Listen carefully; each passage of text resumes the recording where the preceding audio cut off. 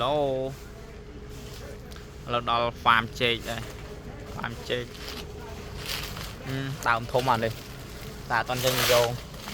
ទៅនៅរៀបចាញ់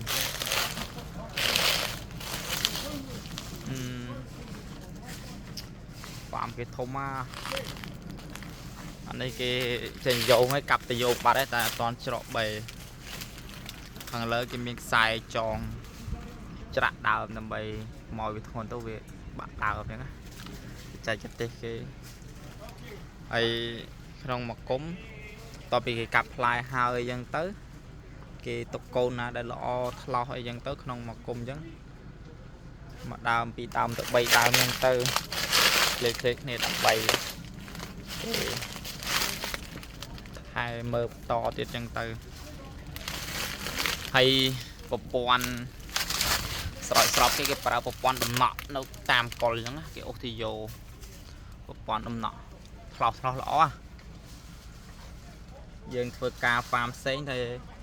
ចុះកម្មសិក្សាគ្រូហៅនាំមកមើលយើងមិនសូវចេះបច្ចេកទេសដាំដុះការដាក់ជីការ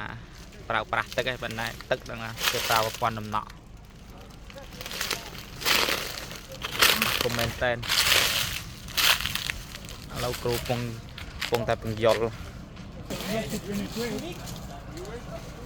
នេះសិស្ស student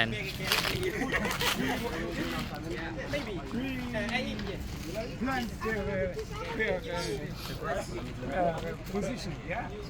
And now that this is, I think, 2 or 3 years.